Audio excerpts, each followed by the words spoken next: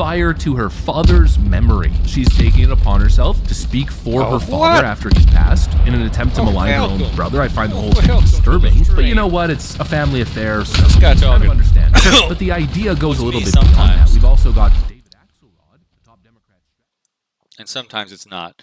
Meme guns only. I watch podcasts or listen to videos or the opposite verbs for those things. And I play games. That's it.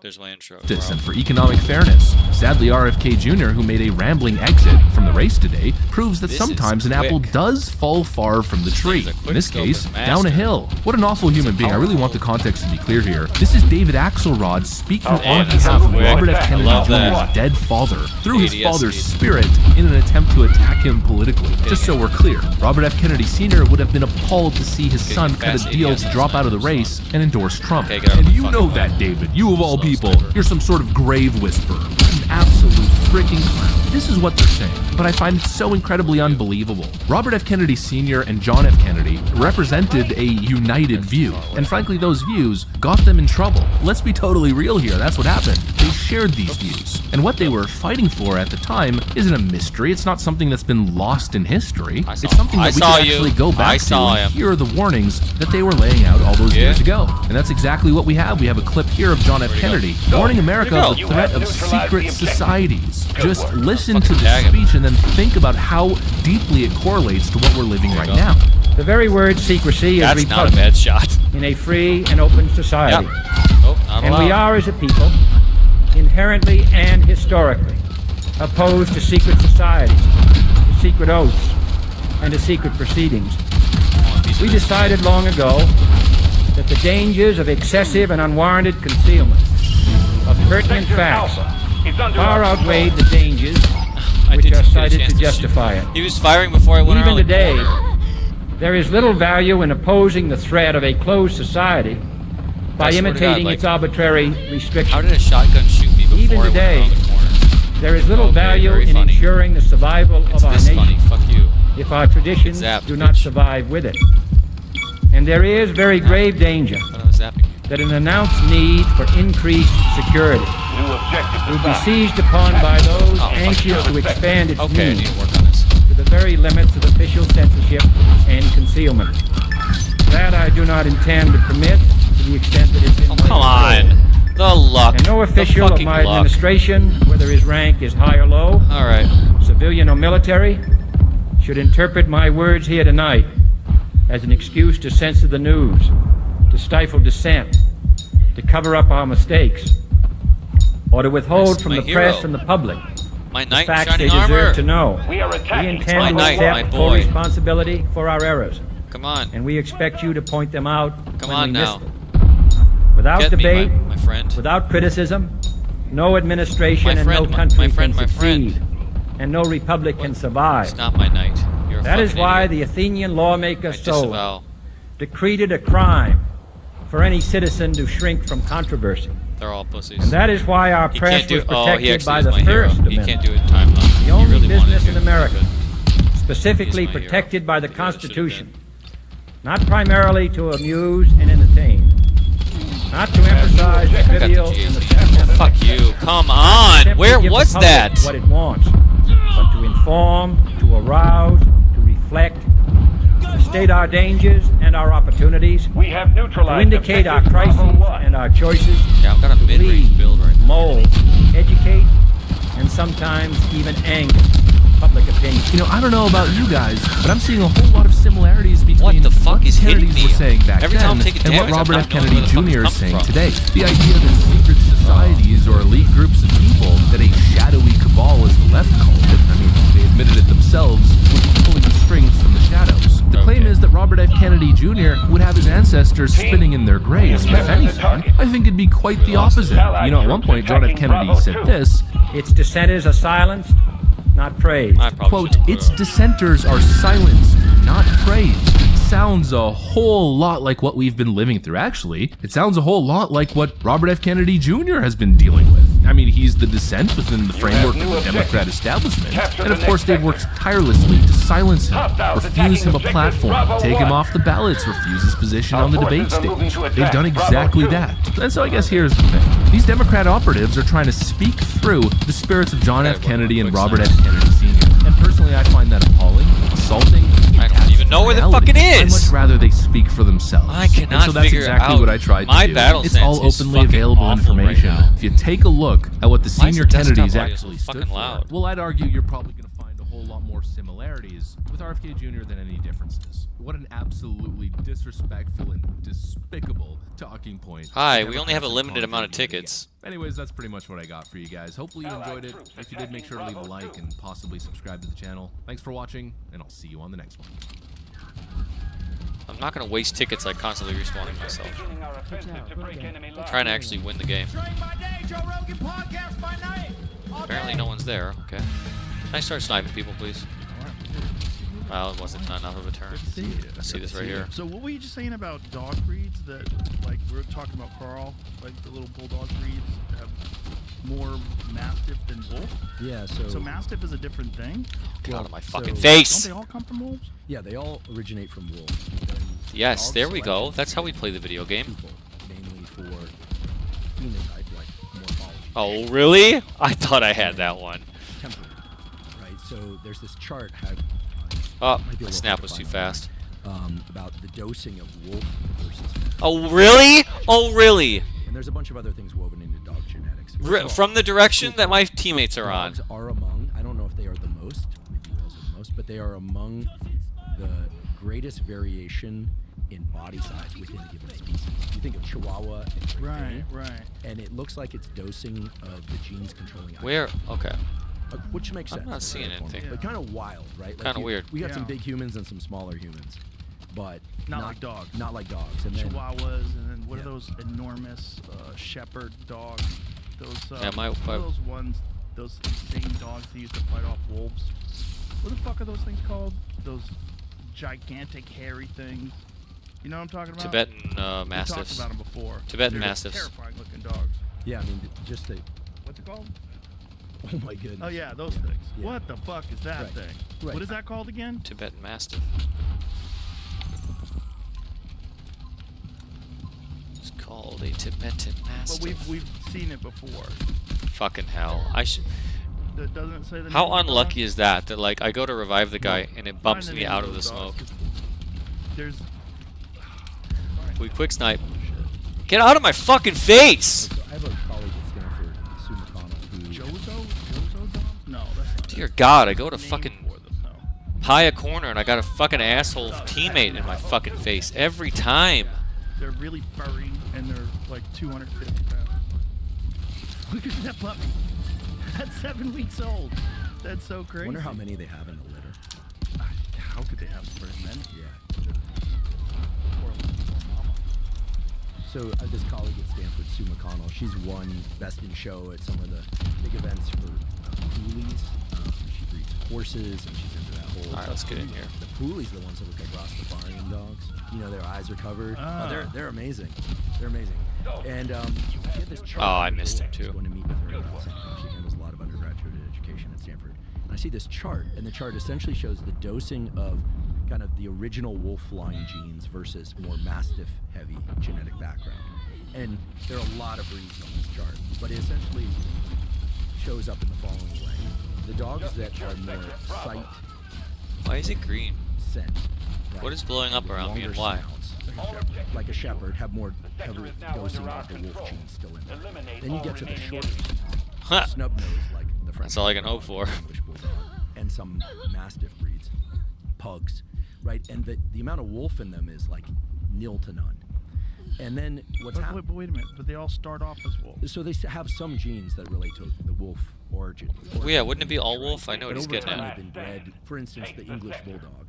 Right, What- but all dogs Came from originally wolves. Come from wolves. So Yes, they, that's they're my all understanding. 100% Even wolves. mastiffs. That's right. That's my understanding. But then, as they were crossbred with different dogs, right? So for That instance, were like the also English bulldog, wolves. that line. What's wrong with came you, dude? from the They all came from crossing wolves and they're all pug, 100% wolf. like short snout, right? Mhm. But with mastiffs or with dogs with heavy mastiff genetic dosing. No Why? one's coming. Well, the idea was the All short right, snout we need to gives do a them better showing good here. lever for holding on to things, right? And the mastiff genes lead to, and we know this for sure, both of the droopiness of the face. It also relates to less presence of pain receptors in the front of the body. Okay, so if you've ever had a bulldog breed, you know their feet can be really sensitive, but their face, you can hold onto those My gels. feet Bulldog are Costello really would go sensitive. picking up My stuff feet at the are beach, and he'd sensitive. occasionally get a fish hook in his mouth, and it looks super painful, and he's like, oh.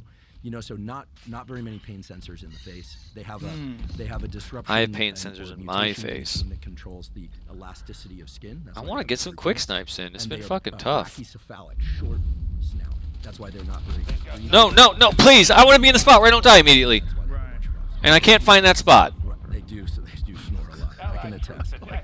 It's crazy. I just want to not die the second I spawn. What were dogs being selected for? Well, Is like this a with skill sheepdogs, issue? dogs A were pick your selected spawn for skill the kind of issue? work that they were capable of doing. Like sheepdogs are great herders, this kind of thing. But when people essentially designed, bred up, and crossbred to get the English bulldog or the old English. I know I spent a lot of time here, but much of an underwhite. So I had an old I'm English just bulldog. sick of. I'm spending more time fucking waiting for people. I really am. So The fucking inward annoying. rotation, the thing we're all supposed to not do, an underwrite. The old English Please, can I bulldog spawn in an area where I'm not fucking dying immediately?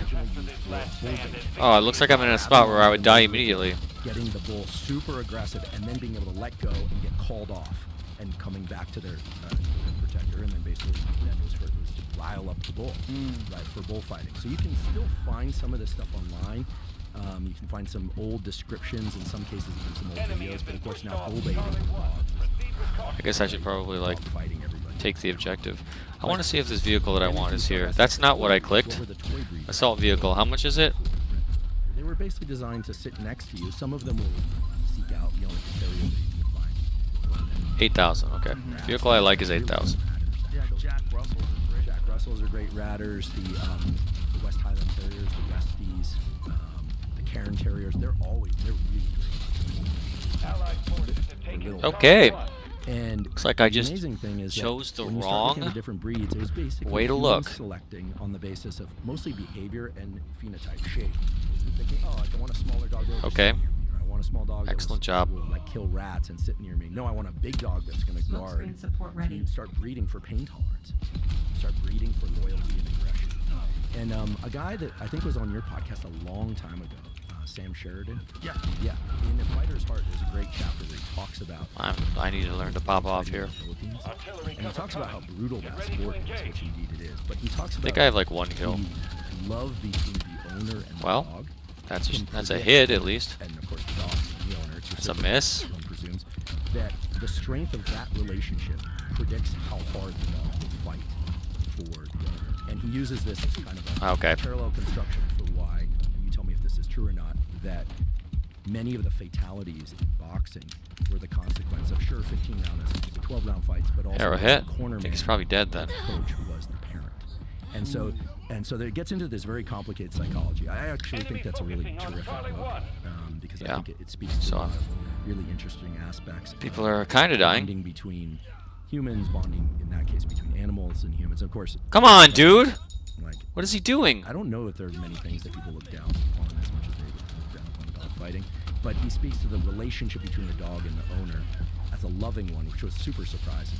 Anyway, that's a bit of a tangent, but I don't know, maybe it's possible to find that chart. I don't want to send you on a ridiculous expedition, but if you just say it's sort of genes, that's a simple one. Okay, this one, the one I'm thinking about is a vertical one that was in Science magazine, or Scientific American. But it's wild. Where are you?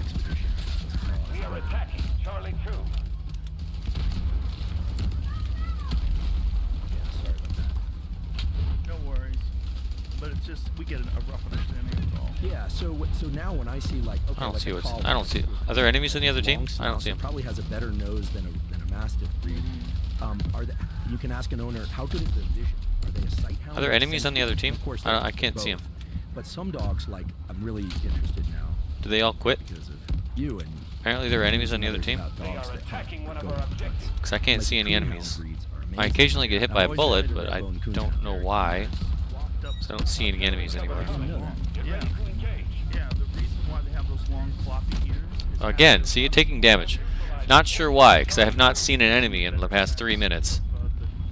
Things are blowing up around me, I read this. but I don't ever see enemies for some why reason. Dog scent Not sure what's going on right now. Better than ours. There's a guy. Let's do this look right here, see if there's enemies. Look, I saw enemies that time. Claims that human olfaction is just as good as dog olfaction. But how do they outdo us? The frequency of sniffs, and this is really cool. You know those little notches on the side of the nose, like our nostrils look. They have those little notches. They create little vortices for the dog so that the scents stick around. They're Come on. Why don't I get to see the enemies? They get to see me, but I don't get to see them. It's not fair. Where is this? And are able to assess directionality. They can sense odor plumes to another.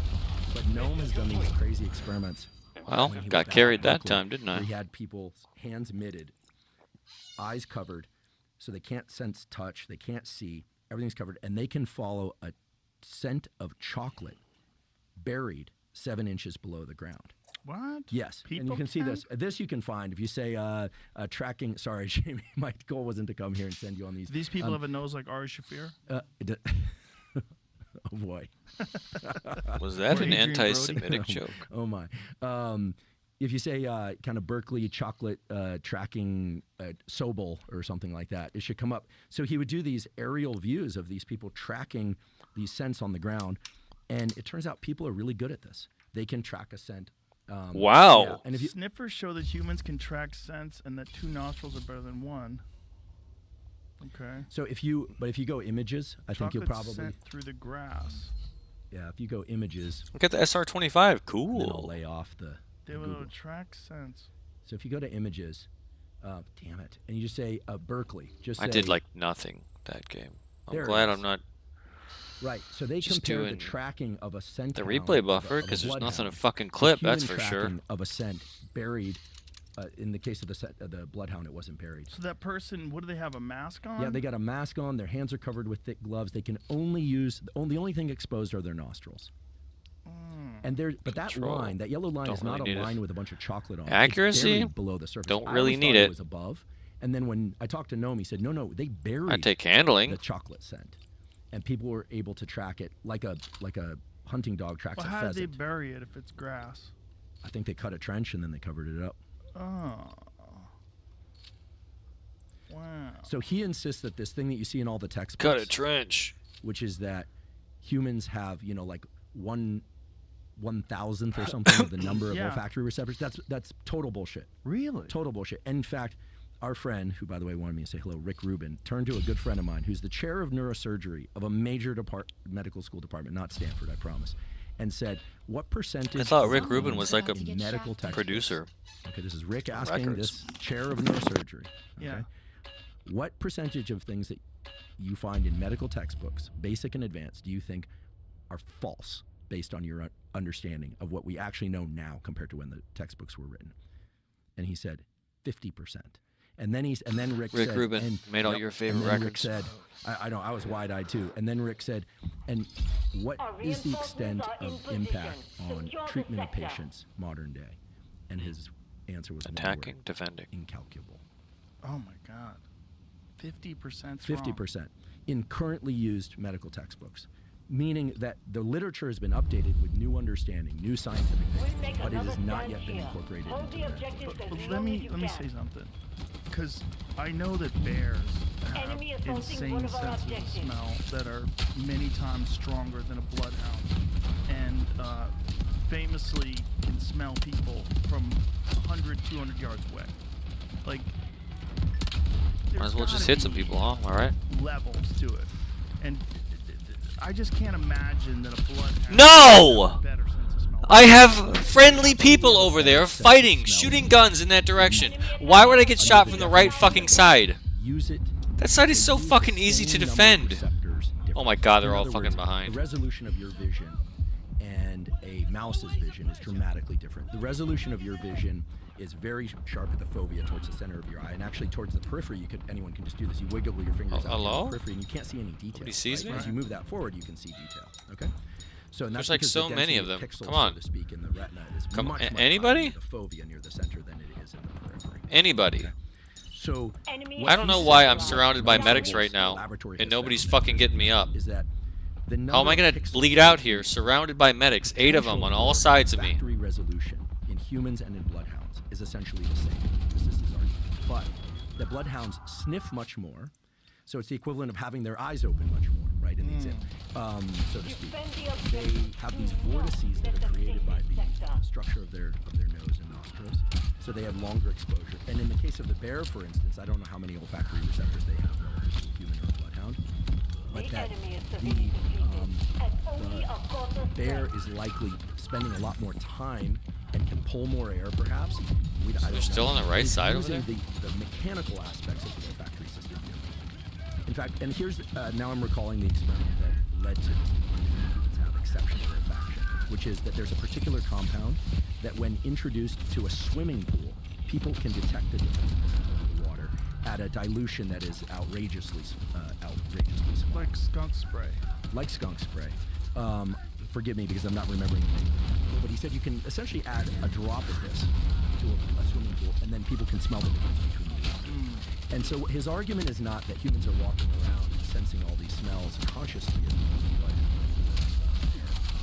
but that we have a tremendous capacity for olfaction that, that the chocolate tracking exemplifies. But it requires some removal of our most dominant sense, vision, and hearing, our second most dominant sense. And in that case, orientation as well. And so the idea is that, we have an amazing olfactory apparatus. In fact, he makes the argument, and there's evidence for the fact that as soon as people meet, and they've done these beautiful experiments, people meet, they shake hands, and you know what the next thing they do? They tend to smell their hands. About a minute, they wipe the scent of the other person on their face, typically. I guess I wasn't paying attention. And they don't realize it? People don't realize this. They wipe it right on their own. Yeah. Never mind. So, I think mercaptans, also known as thiol, how do you say that? Thiols? Sulfur-containing organic compounds with a strong, unpleasant odor. They are colorless, yellows, liquids, can be flammable. Mercaptans are found in nature and in living organisms as a waste product of metabolism and in oil and gas. No, you don't deserve that at all. I'm the guy with the gun pointed towards you. So fucking stupid. Right, so we're probably sensitive. I hate it when I'm like, okay, I'm in position, bipod down. I'm just gonna start firing bullets, and they just jump and go. Is starting to take hold in real data. This map is so fucking annoying to defend. It's just a fucking waste of time. That's actually very normal behavior. Right. There are all sorts of ways people do that nobody talks about. Why wouldn't they let me through there? Is this guy seriously that wide? It's an indication of hormone status, immune status.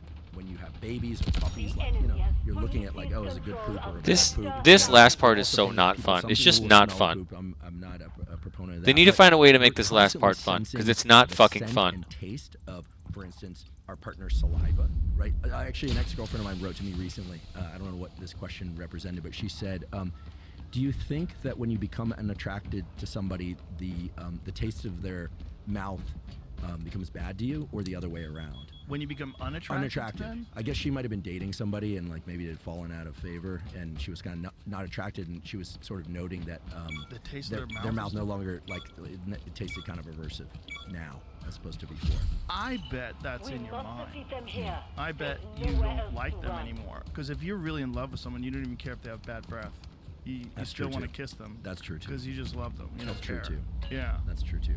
Yeah, you don't care if they smell. You don't care. You love them. But if they're gross and then they smell, you're like, ugh. Right. You fucking stinky asshole. This is a mule deer film. This is not as extreme as an elk, but you get a look at the internal. Okay. If you look inside of that, you can see. Oh yeah. Because they can wind you from 100 yards away easy. So see this spongy stuff? I don't know if they can see it on video. There's this spongy Did stuff. it just skip half an hour ahead? That is totally the cribriform plate is a bunch of Swiss cheese non sequitur. And the olfactory neurons, which basically sit right behind the back of your nostrils, they send axons, their little wire-like connections, back into the brain.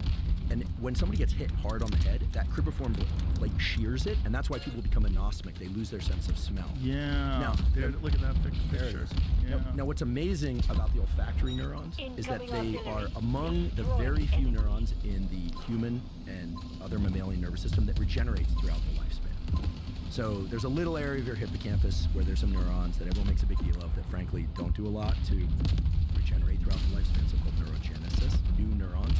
But the olfactory neurons, even though they're central nervous system neurons, just like your retinal neuron or your cerebral cortex, they can regenerate throughout the entire lifespan. And they do. Every time somebody takes a head hit or there's some, shearing off of these axons, they regenerate. That was a bot. Under conditions like that's absolutely a bot. How do you know that? People complain about loss of smell. How do you know that? We see this when people age. How did he know that? Smell may be Was I? He just looked around the other way. I'm just like, oh, you, and then like auto beamed me. I should have reported that. Things like that. Just like the absolute laser beaming on me did not make any sense at all. Very little data on this, but I will say that was not a human reaction time. These days I catch heat anyway, so I don't care. There are good data, in my opinion. Small amount of data, but let's call it decent enough data to explore that alpha lipoic acid at 600 milligrams per day during the time when you started to lose your smell might rescue that smell.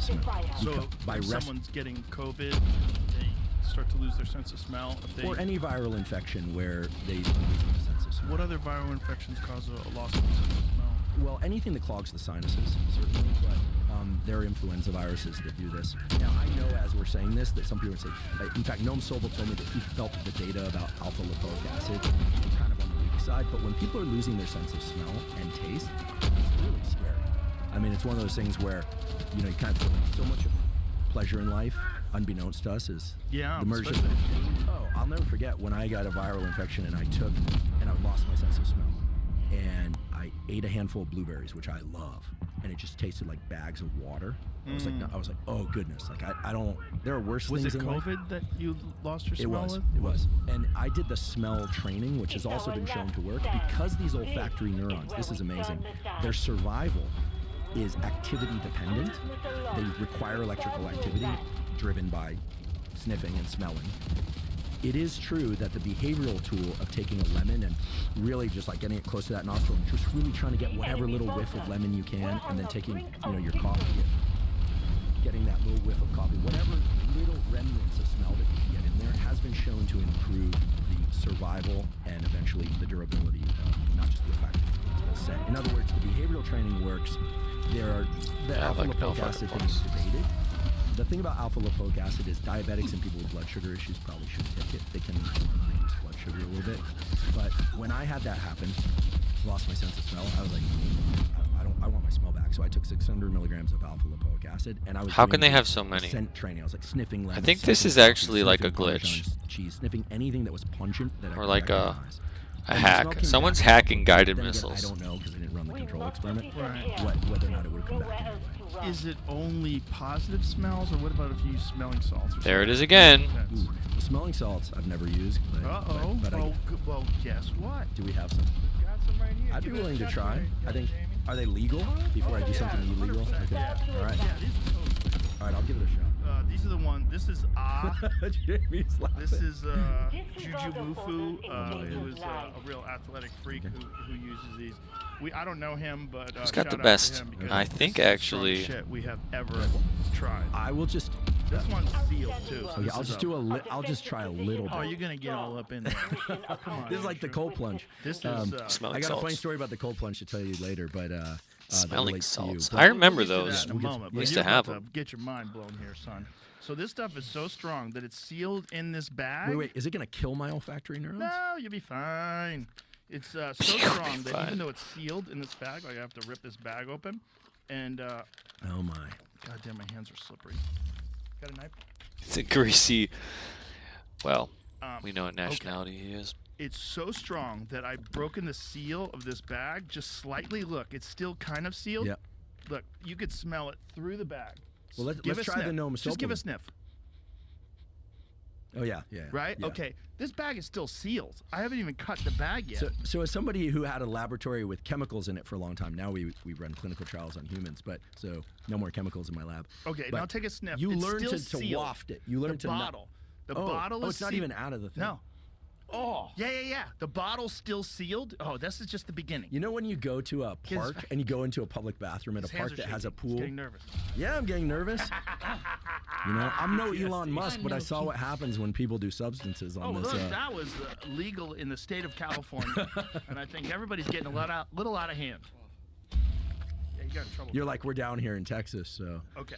We out here. Again, this is totally legal. Now, what you're gonna do here is take this. Isn't it amazing that the word legal, when said fast, sounds like illegal? Yeah, legal. And then you go, wait, what did you say? Illegal. It's totally legal. Totally legal. Right. Yeah. Totally legal. All right, so what do I do? What? Unscrew the I think cap. it's when you say totally and then totally Unscrew the cap. legal. All right. Put it about 6 inches from your nose. Take a You big can't step. do that. Get in there. All right. Oh, yeah, baby. Let's go. Now imagine if you had COVID. Wait, hold on. Let me just kind of experience that for a second. Yeah, take it in. I'm gonna have to Well, you get know what's some of that interesting? too, or it wouldn't be fair. You know what's Here we go. interesting? Oh, man. The fresh ones are so I powerful. can feel it in my eye because the sinuses run. Oh, now would imagine if you had COVID, you can smell it over there, huh? I imagine if you had COVID, you lost your sense of smell. Like, How is that this might be the key attack to getting vehicle better. wasn't so long as it's expensive, not or the combat assault? I don't think it's killing it. You can smell everything after it. I mean, That's true. my own. I'm obviously biased So because I like that grill. We have. I actually enjoyed that. Thank you. We have in the green room at the mothership. You prompted me to take several new experiences that we can talk about. But one other thing before I forget. I know I go down these like nerdy rabbit holes here, but when I did the smelling salts a moment ago, I sniffed with both nostrils, but it came in mainly through my left nostril. Right. And so I asked Noam Sobel, what's the deal with this left nostril, right nostril stuff? You know, you have the yogis, the switching of the nostril things. Here's what's wild. This is so wild. It turns out that Oh, every why don't 2 you want to hours sit still for me? the dominant breathing nostril switches. Now that could be interesting or that could not be interesting, right? There are a lot of things in biology that happen, but like, what is the meaning? Turns out it's a direct reflection of a shift in your so-called autonomic nervous system from parasympathetic dominant to sympathetic dominant, meaning from more relaxed to more alert. And this is happening periodically throughout the day, like Huh. I'm outside the range, aren't I? So this whole thing with the yogis of, breathe through one nostril or the other nostril, look, the olfactory bulbs, there's a lot of crossing over of information at later stages and even some early stages. Interesting. Once the information gets to the brain. So that whole thing is probably a little bit like weak sauce, but this idea that That's you're a headshot. breathing easier through one nostril or the other is reflecting an underlying brain state and body state. That is absolutely true. And the last thing is, you said, why outside would the range. bears or bloodhounds have such better smell? Well, in the case of a bear, the size of the olfactory bulbs and the amount of brain real estate devoted to processing that information is much more. So we have a huge visual cortex. Most of our brain, frankly, is devoted to vision and movement. See if I get it. The brain of Pretty close. let me think of like a turtle. It's mostly movement. They have very low cerebral cortex. Maybe that's not the best example, but certainly in a scent hound, Way too late. the olfactory bulbs are much bigger than they are in a sight hound. And both of those have olfactory bulbs that are much, much bigger than Jamie's bulldog over there. Those guys sniff all the time. They're mostly snorting, trying to get scents in. Their smell is Oh, nice job. much worse than Marshall's. Because Marshall's a retriever. Yeah. I want to do that. That makes sense because he can smell his ball.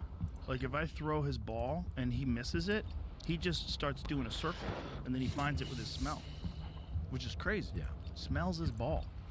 Yeah, incredible. So what Noam is saying is not that humans have smell that is as good, but that when you push the conditions, you can Where'd it reveal go? a heightened sense of smell. I saw a Most man's people there, don't. and he was gone. Now, as I say this, there are a lot of people out there, it's usually women, who are like, oh no, I can smell everything. I can smell the subtlest difference. And so it may be something related to maternal behavior. It might be something related to estrogen. It might be something in the Y chromosome that suppresses that. We don't know. But some people are very olfactory. They can smell when somebody's not feeling right or when they're not feeling right. Yeah. But it's absolutely the case that we're constantly taking the chemicals off other people through shaking hands, through hugging, rubbing them on ourselves, analyzing our own smells unconsciously. I always say that I can smell bullshit. You probably can. But I don't know if I really can smell it. But when someone's lying, I feel like there's a smell. There could be the stress. It could be a certain, we talk about stress as one thing, but stress is the dosing of different levels of cortisol, epinephrine. People that are pathological liars, they can probably do without evoking those things. Then you have things like pupil size, because pupils more arousal, right? The more stressed somebody is. That's why, like, if somebody takes a stimulant, their pupils will get huge. There's a thing Target's over here. People do when they're full of shit where they're anticipating your response in a different way. Like when someone's telling the truth, like if you tell me the truth, you seem relaxed to my response. Like you're telling, even if it's something that you're not proud of, you're telling me the truth. This is the thing. When someone's lying, it's almost like they're waiting to see how you buy it. So that it's like their defenses are up. They counterpunch quick. They're selling it. They say it, and they're like, what?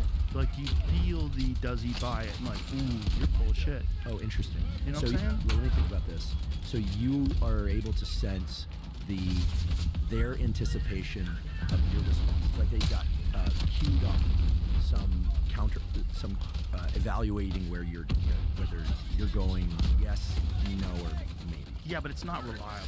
Like I to be completely honest, I've been bullshit before.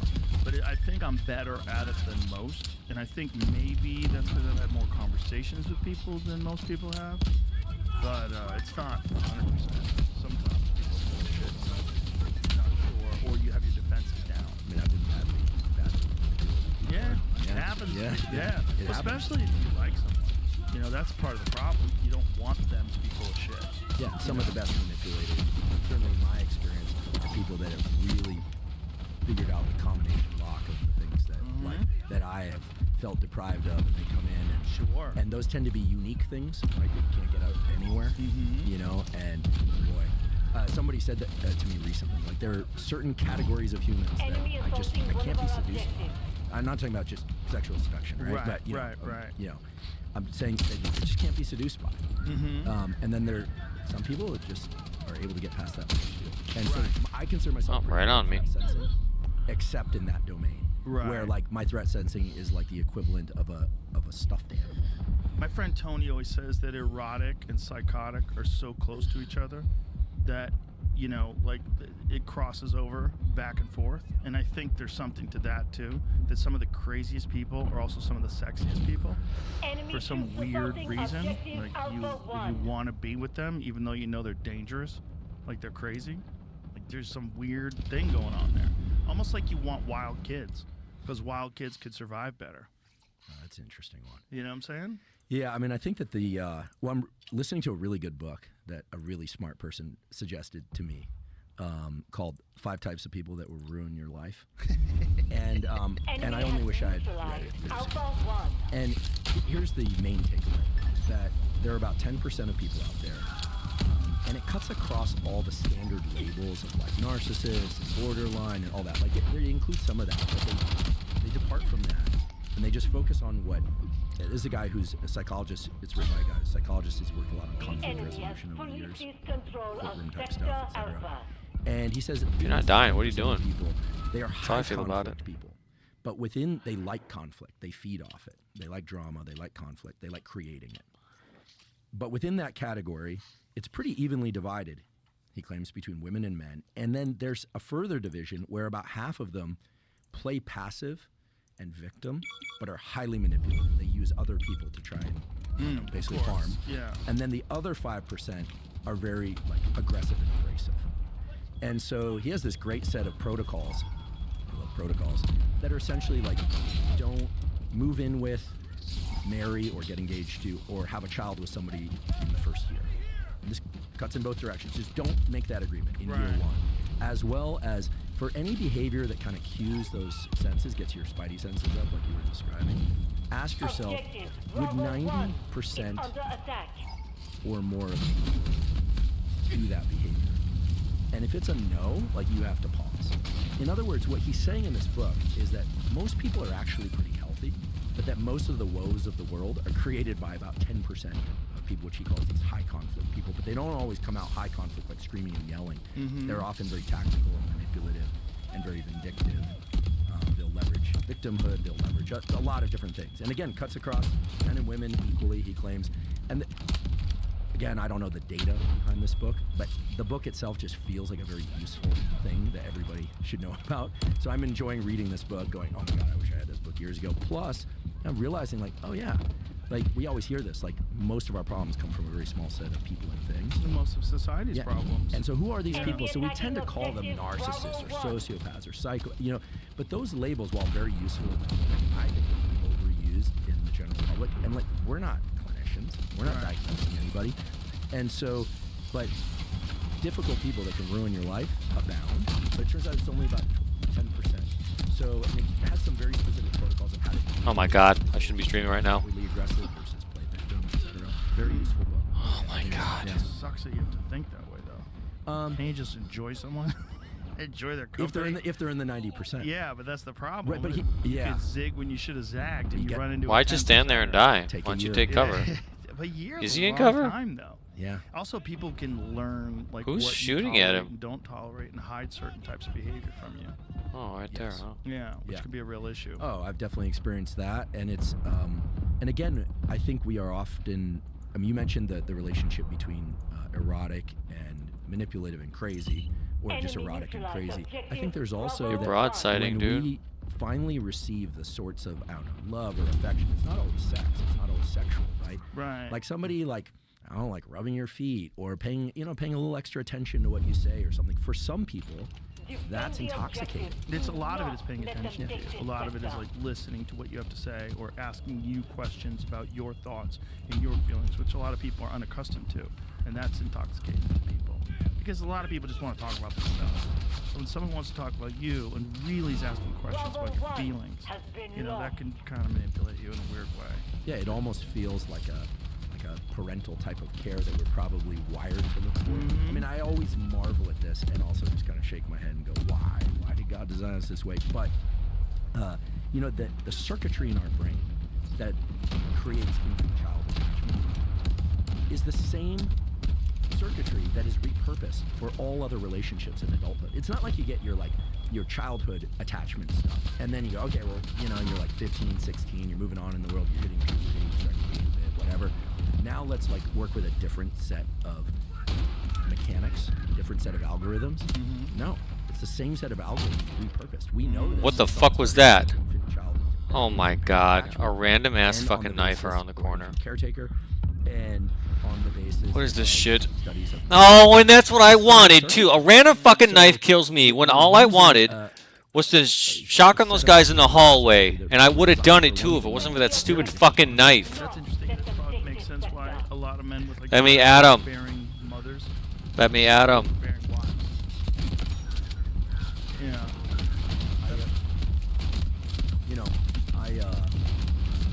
I've learned so much recently about just how it is that we can lose our vision. Oh, I need bullets. Give them to me.